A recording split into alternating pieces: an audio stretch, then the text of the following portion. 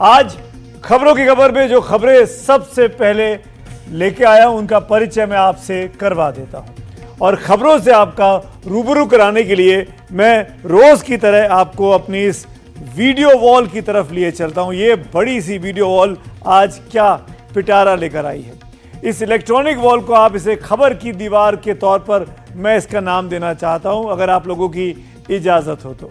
जैसे आप लोग अपनी सोसाइटी, पार्क, क्लब या मार्केट में नेकी की दीवार बनाते हैं, वहां आप नेकी कर दीवार में टांग देते हैं, यहां हम खबर करके दीवार पर दिखा देते हैं। तो खबरों की खबर में आज पहली खबर है, सुप्रीम कोर्ट ने लकड़ी पकड़ ली है।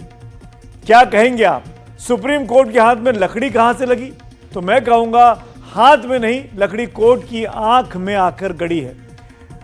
जो लोग समझते हैं वो इस मुहावरे को समझ गए होंगे कि मैं क्या कह रहा हूं, और जो नहीं समझ पाए हैं वो 11 बजे तक हमारे साथ इस बुलेटिन में रहें। मैं आगे इस विस्तार से इस बारे में दिखाऊंगा कि देखो विनाश लकड़ी का। और दूसरी खबर हमारी आज की जो है वो बिहार की है। बिहार में जीत का जीएसटी। 24 घंटे पहले इसी समय मैंने ही आपको बताया था कि नवरात्रि के पहले दिन से यानी 22 सितंबर से अब कैसे आपकी सेविंग्स बढ़ने वाली हैं। 0, 5, 18 और 40 की दर से जो टैक्स लगेगा वो बिहार के विधानसभा चुनाव में कैसे जीत की बाजी साबित हो सकता है, ये केवल आपको इसी कार्यक्रम में देखने को मिलेगा। और आज की तीसरी खबर जो मैं आपको बताऊंगा वो जरांगे पाटिल और भुजबल की लड़ाई की है कि कैसे एक बार फिर फंस गया है आरक्षण, मराठा आरक्षण का मुद्दा। क्या मराठा की लड़ाई में पेशवा का फायदा हो गया है? हमारी 3 आज की ये बड़ी खबरें जिस पर हम विस्तार से आज बात करने वाले हैं। तो खबरों की खबर में आज बात सबसे पहले देश के कई राज्यों में आई, लेकिन बाढ़ से करना चाहते हैं। देश का बड़ा हिस्सा करीब 2.5-3 महीने से बाढ़ की तबाही झेल रहा है। पहाड़ों पर लैंडस्लाइड हो रहे हैं। पंजाब और राजस्थान जैसे मैदानी इलाके भी सैलाब की वजह से बेहाल हो चुके हैं।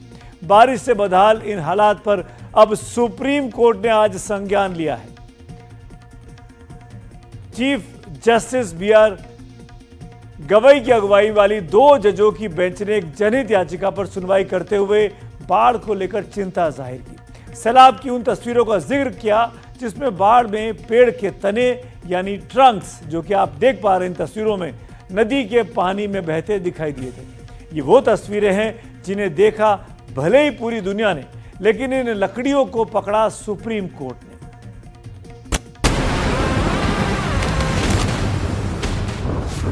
कश्मीर टू राजस्थान, सैलाब में डूबता हिंदुस्तान।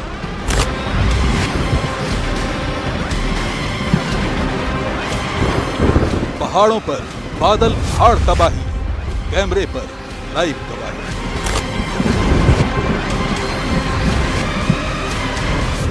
बाढ़ में डूबने की बेबसी, मैदान में जिंदगी फंसी।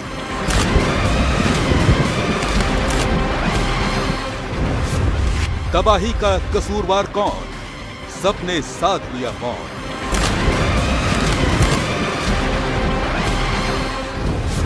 बाढ़ में बहती लकड़ी सुप्रीम कोर्ट ने पकड़ी।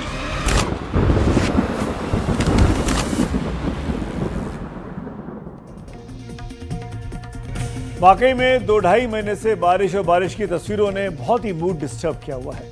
मूसलाधार बारिश, लैंडस्लाइड और बाढ़, देश हर साल इनका सामना करता है।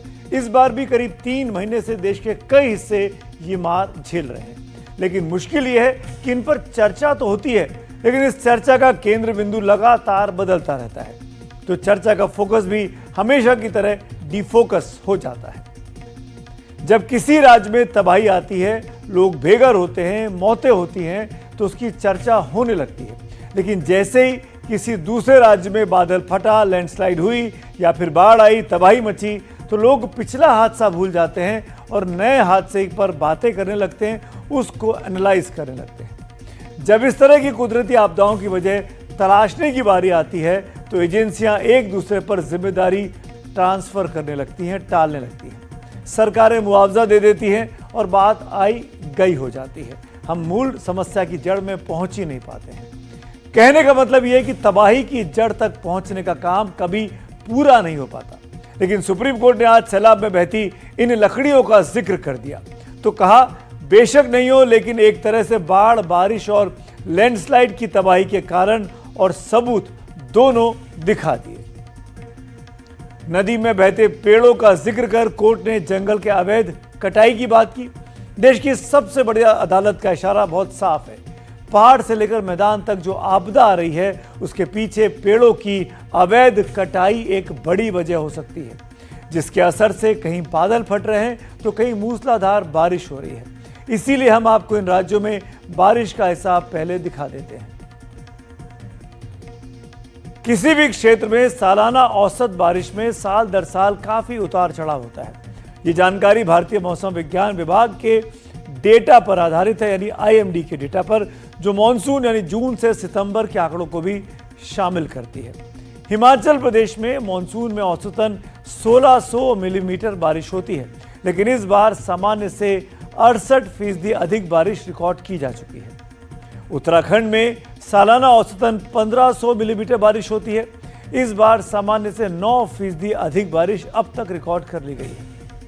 पंजाब में सालाना औसतन बारिश लगभग 650 मिलीमीटर होती है, लेकिन इस बार 74% अधिक बारिश पंजाब में हो चुकी है। जम्मू कश्मीर में इस बार बारिश सामान्य से 29% कम हुई है। वहां बरसात भले ही सामान्य से कम हुई हो, लेकिन वहां वैष्णो देवी यात्रा मार्ग में बादल फटने से भारी तबाही मची थी। 34 यात्रियों की मौत हो गई थी। यात्रा का मार्ग अब तक बंद है। करीब एक हफ्ते से ऊपर का वक्त हो रहा है। जंगलों से जुड़े आंकड़े चाहे जो तस्वीर पेश करें, लेकिन बाढ़ और बारिश वाली तबाही तो सबके सामने है। सुप्रीम कोर्ट ने इसी में से पानी में बहती लकड़ी पकड़ ली है।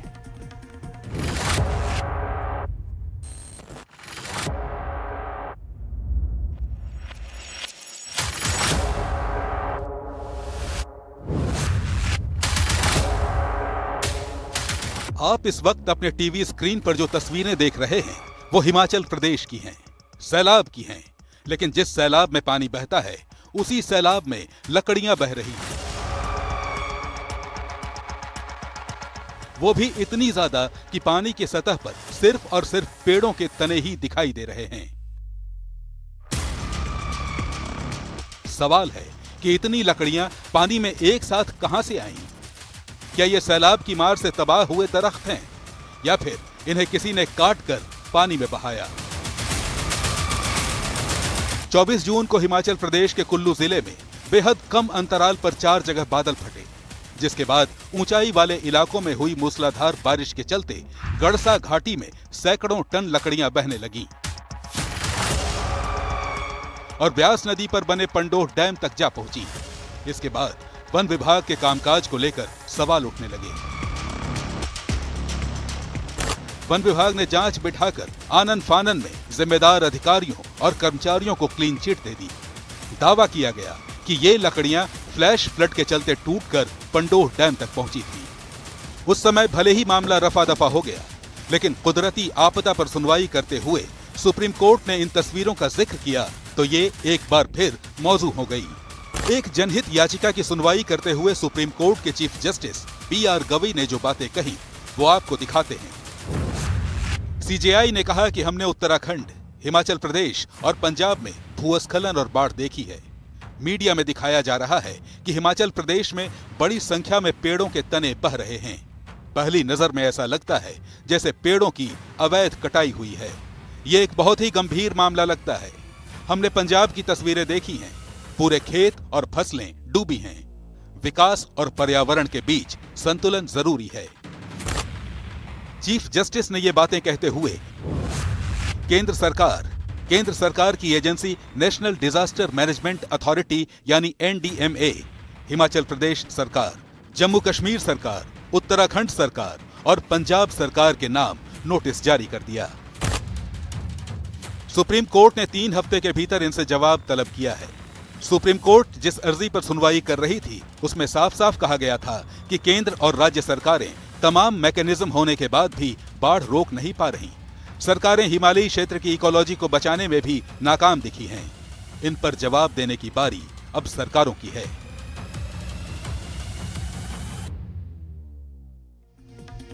अब सरकारें अदालत को जवाब देंगी, अदालत उसे सुनेगी, समझेगी और फिर एक्शन लेगी, आदेश देगी। लेकिन आज की सुनवाई में सुप्रीम कोर्ट ने जंगलों की अवैध कटाई का शक जाहिर कर दिया। कुदरती आपदाओं से बचने के लिए विकास और पर्यावरण में संतुलन साधने की सलाह भी दे दी। यही बात पर्यावरण को समझने वाले भी कहते रहे हैं, आगाह भी करते हैं। और अब जियोलॉजिकल सर्वे ऑफ इंडिया के महानिदेशक अजीत साहा ने जो बातें कही हैं, उन्हें लेकर बेहद गंभीर सवाल खड़े हो रहे हैं। हम आपको अजीत साहा की बातें भी सुनवाएंगे, लेकिन पहले कुछ सवाल देख लेते हैं। और सवाल यह है कि क्या राजस्थान के रेगिस्तान हरे भरे जंगल में बदल जाएंगे? क्या हरियाली वाले मैदान रेगिस्तान में बदलने वाले हैं? क्या देश भर में बारिश का पैटर्न बदल रहा है?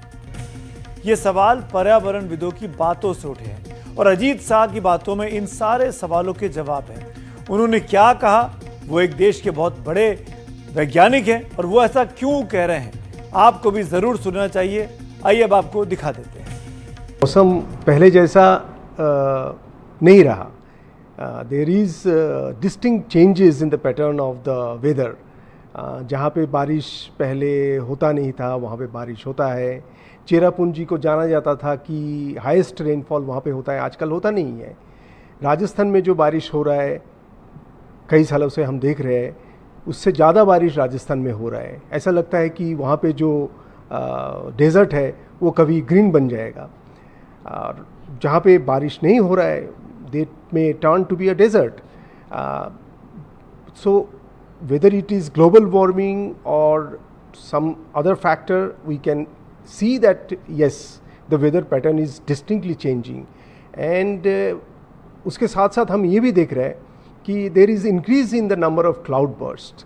What are cloud bursts? Cloud bursts are actually you can say very simply कि एक small span में बहुत ज़्यादा rainfall without any sort of indication. Normally what do we see?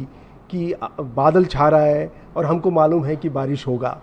ये क्लाउड बर्स्ट सडन होता है और with in a very short span बहुत ज़्यादा बारिश हो जाता है। इतना ज़्यादा बारिश होता है और ये नॉर्मली पहाड़ों में ही होता है। पहाड़ों में मतलब जो लोअर रीचेस है उसमें, जहाँ पे नैरो वैलीज होता है, वहाँ पे बिकॉज ऑफ ह्यूमिड कंडीशंस, बादल, moisture vapours, all these things, they form clouds, and this cloud cannot hold the moisture and it suddenly starts the downpour.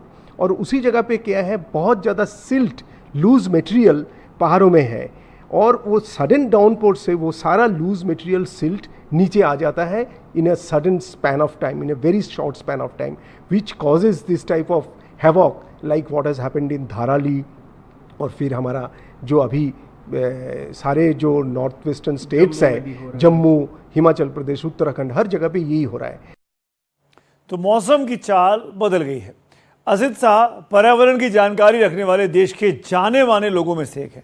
वो साफ कह रहे हैं कि जंगलों की अंधाधुंध कटाई और पर्यावरण से छेड़छाड़ बारिश का पैटर्न बदल रहा है, जिसकी वजह से रेगिस्तान हरे भरे जंगल होते जा रहे हैं और हरे भरे जंगल रेगिस्तान में तब्दील हो रहे हैं।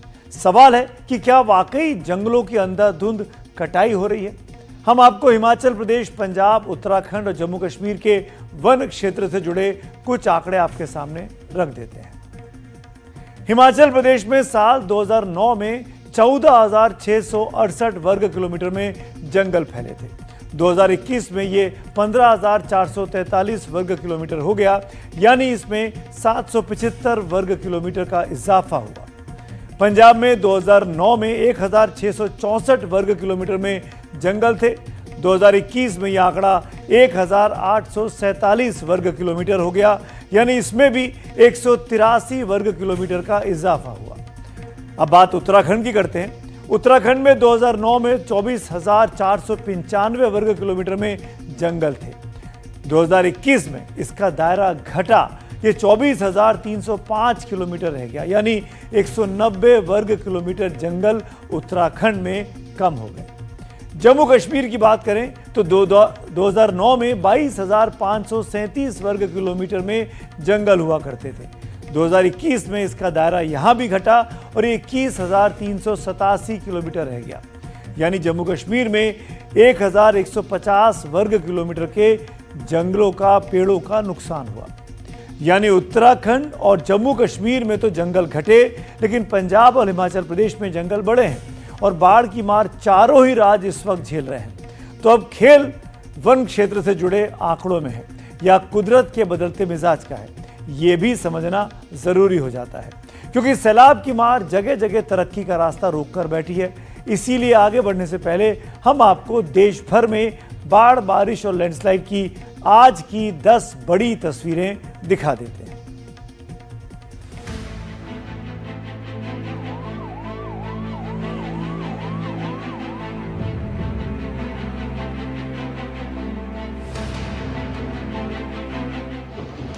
जम्मू कश्मीर के राजौरी में देखते ही देखते पहाड़ का एक बड़ा हिस्सा ताश के पत्तों की तरह ढह गया।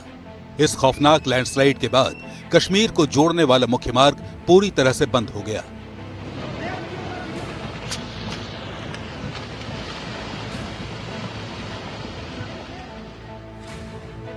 ये तस्वीरें हिमाचल प्रदेश के सोलन की हैं।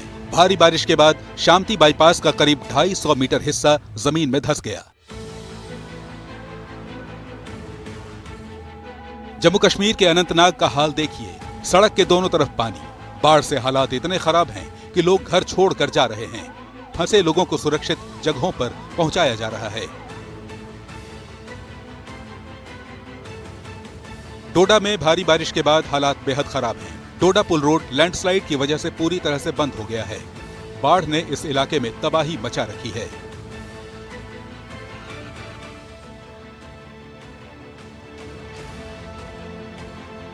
ये तस्वीरें राजस्थान की हैं और ये खौफनाक मंजर टोंक का, जहां माशी नदी को पार करते समय एक ट्रैक्टर ट्रॉली सैलाब में समा गई। गनीमत ये रही कि ड्राइवर ने जान बचा ली। राजस्थान के दौसा में डूबे रास्ते से गुजरने की कोशिश कर रहा एक ट्रैक्टर डूब गया। राहत की बात यह रही कि ट्रैक्टर पर सवार लोगों को बचा लिया गया। राजस्थान के ही दौसा में पानी के आगे बहादुरी दिखाने की कोशिश एक बाइक वाले को भारी पड़ गई। उसने उफनता नाला पार करने की जुर्रत की तो बह गया। हालांकि आसपास मौजूद लोगों ने फुर्ती दिखाई और समय रहते उसे बचा लिया। राजस्थान में सैलाब के बीच सबसे ज्यादा परेशान करने वाली तस्वीरें अलवर से आईं, जहां बच्चे जान जोखिम में डालकर स्कूल जा रहे हैं। उफनती नदी पार कराने में एक शिक्षक इन बच्चों की मदद कर रहा है।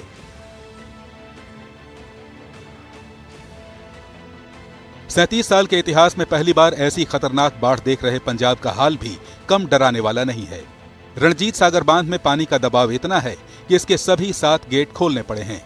जहां तक नजर जाती है पानी ही पानी दिख रहा है। पानी पंजाब के 1400 गांवों में घुस चुका है। नतीजा ये हुआ है कि 3.5 लाख एकड़ में लगी फसल पूरी तरह बर्बाद हो गई। ये तस्वीरें उज्जैन की हैं। भारी बारिश के बाद यहाँ के हालात आप देख सकते हैं। मंदिर पानी में डूबे हुए हैं। घाट पूरी तरह पानी में समा चुके हैं।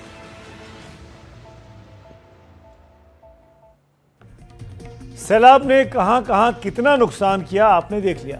सवाल है कि इस नुकसान का सिलसिला कहां जाकर थमेगा। इस सवाल की वजह यह है कि कुदरत बहुत अच्छे संकेत नहीं दे रही है।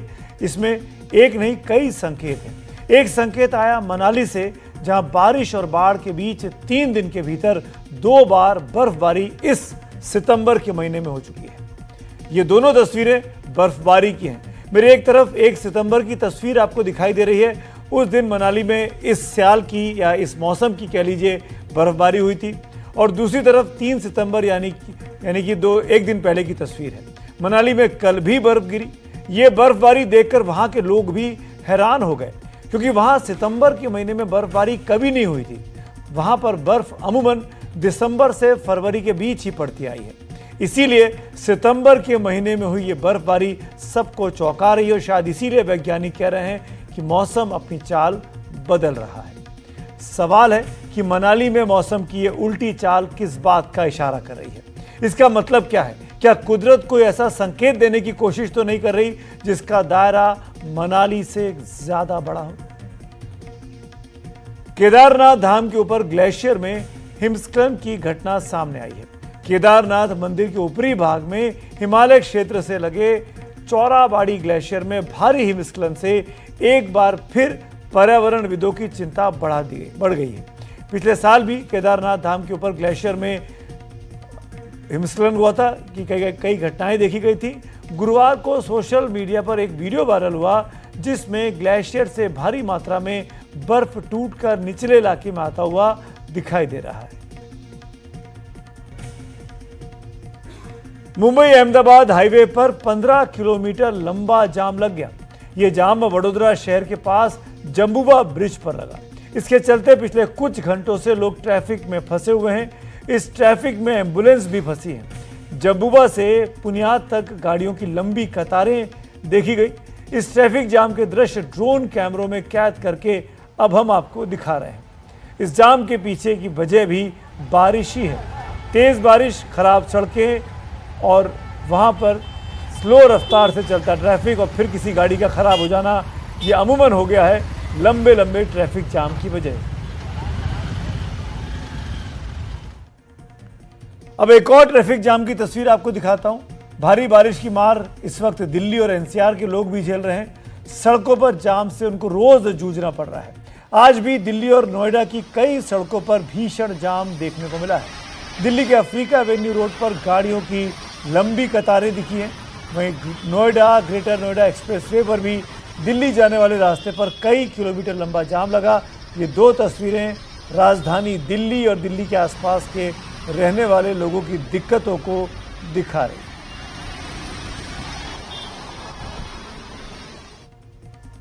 और इस बारिश और बारिश के त्राहिमाम के बाद आइए अब खबरों के सिलसिले को आगे बढ़ाते हैं। अगली खबर की ओर चलते हैं और इसका नाम है बिहार में जीत का जीएसटी। जैसा कि आप सब जानते हैं कि बिहार में इसी साल विधानसभा चुनाव होने, शायद अक्टूबर या नवंबर के महीने में। चुनाव में क्या होता है, प्रत्याशी चुनाव लड़ते हैं, वोटर वोट देते हैं। राजनीतिक दल या प्रत्याशी वोटर को अपने पक्ष में लाने के लिए तरह तरह के काम करते हैं, हथकंडे अपनाते हैं। तो कल जीएसटी में छूट का ऐलान, क्या ऐसा ही एक कदम है? क्या बिहार में जीएसटी छूट का चुनावी इस्तेमाल भी होगा? ऐसा कहने या सोचने की एक बहुत खास वजह भी है। पहले आपको सुनाऊंगा और फिर आपको वो बताऊंगा। Middle class provides strength for India's growth. This government, under the leadership of Prime Minister Modi, has always believed in the admirable energy and ability of the middle class in nation building. In recognition of their contribution,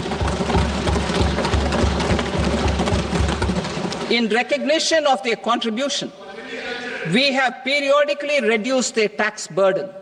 Right after 2014, the nil tax slab was raised to 2.5 lakhs of rupees, which was further raised to 5 lakh rupees in 2019 and to 7 lakh rupees in 2023. This is reflective of our government's trust on the middle class taxpayers. I am now happy to announce that there will be no income tax payable up to income of 12 lakh rupees.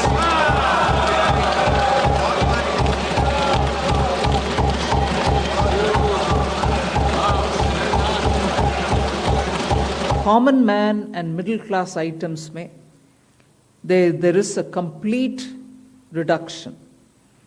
Reduction from 18 or from 12 to 5%. I list out those items, all of whom have come to 5% from either 18 or from 12. फिर reduction from 28 to 18%. इसमें middle class के aspirations meet करने वाले बहुत सारे चीज़ हैं। Air conditioning machines, TVs which are over 32 inches, all TVs now at 18%.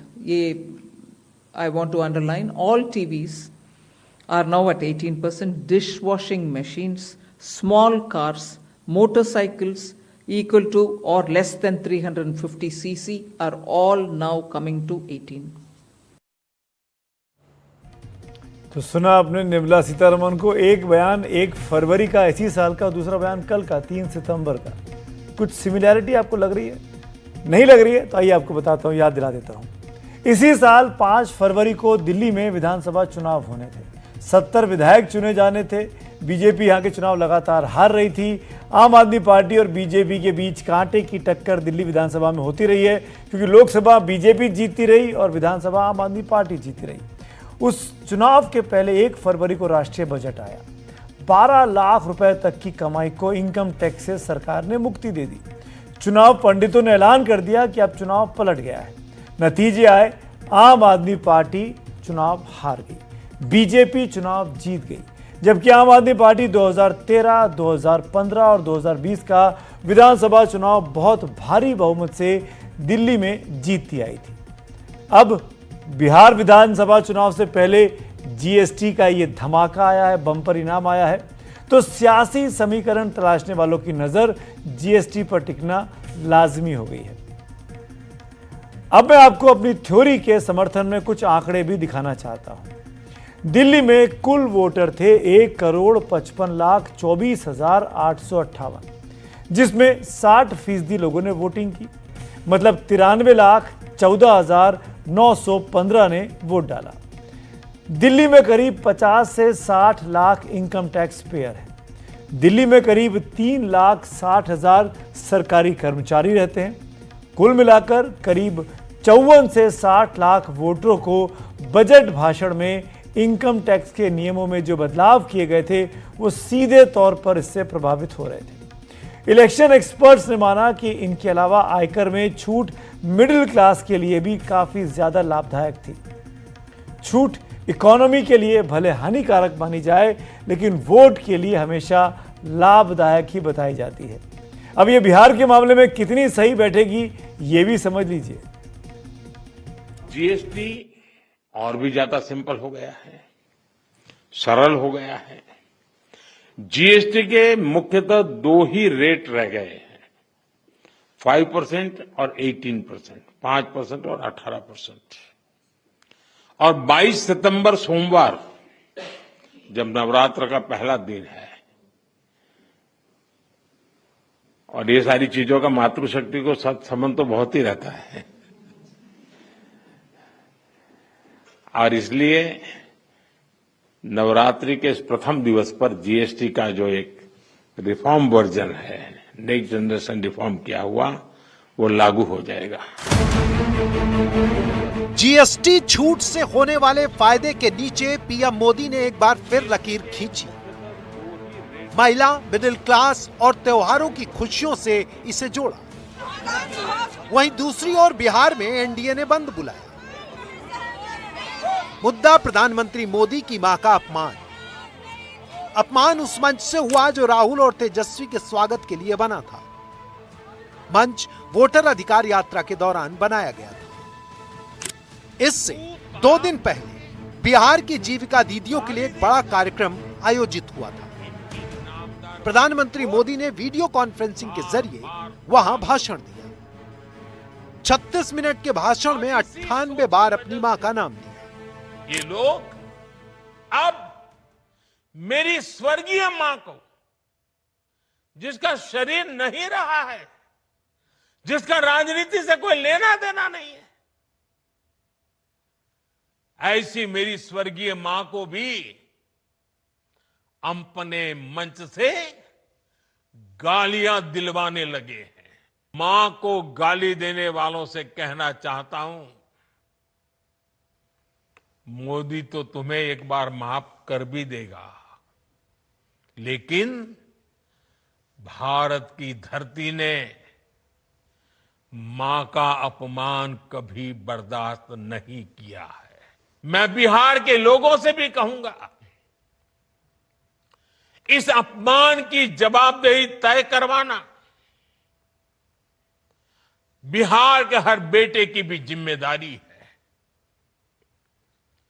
RJD, Congress के नेता जहां भी जाएं, जिस गली, जिस शहर में जाएं, उन्हें चारों तरफ से एक आवाज सुनाई देनी चाहिए। हर मां बहन को मैदान में उतर करके उनसे जवाब मांगना चाहिए। इसके बाद मां के सम्मान में महिलाएं मैदान में उतरी।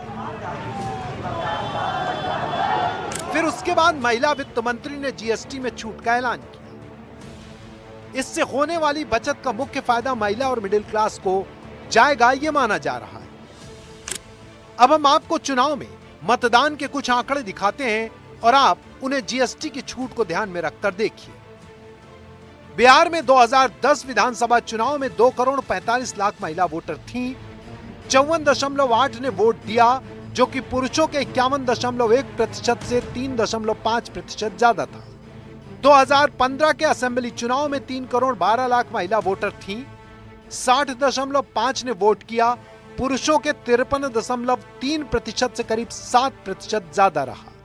2020 के विधानसभा चुनाव में 3,38,00,000 महिला वोटर थीं।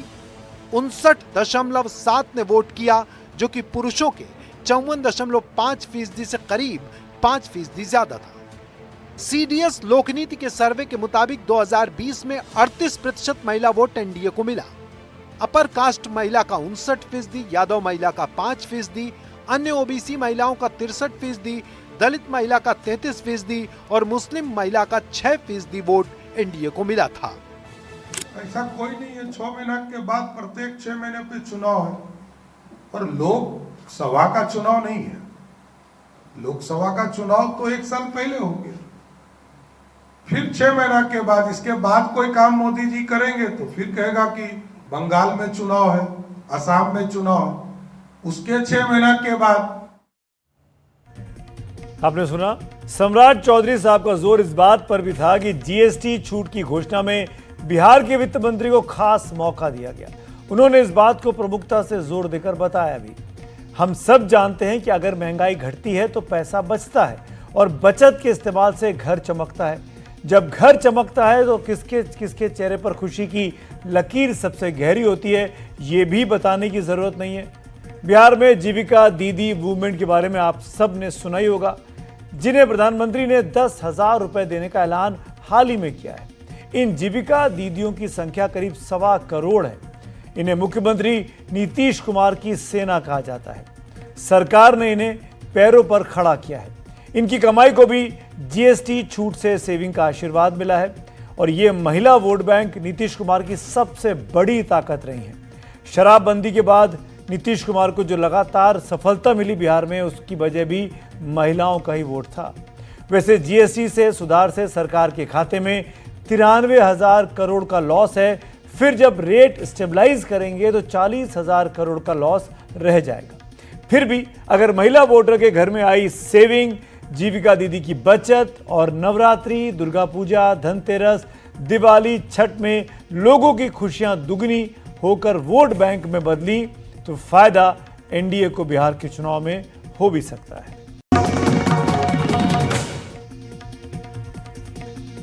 ब्रेक के बाद आपका एक बार फिर स्वागत है। यूरोपीय संघ के प्रमुख वॉन डेर लेयन ने प्रधानमंत्री मोदी से बात की है। बड़ी खबर आ रही है, प्रधानमंत्री मोदी से वॉन डेर लेयन, जो कि यूरोपियन यूनियन के प्रमुख, उन्होंने बात की है और उन्होंने कहा कि यूक्रेन रूस युद्ध को रोकने में भारत की महत्वपूर्ण भूमिका रही है। दोनों नेताओं ने मौजूदा हालात पर विस्तार से चर्चा की है। भारत ने रूस से सस्ता तेल खरीदा है, जिसकी वजह से अमेरिका उससे नाराज भी है, लेकिन उस बात का भी जिक्र हुआ इस बातचीत में जिस पर पश्चिमी देशों ने, खासकर अमेरिका ने आपत्ति जताई। लेकिन यूरोपीय संघ ने कहा कि भारत को रूस से ऊर्जा खरीदने की वो अनुमति देता है, यानी यूरोपियन यूनियन को इस बात की दिक्कत नहीं है कि भारत रूस से अपना पेट्रोल, तेल, ईंधन अगर खरीदता है तो ईयू को कोई प्रॉब्लम नहीं है, जैसा कि इशू बड़ा बना रहे डोनाल्ड ट्रंप।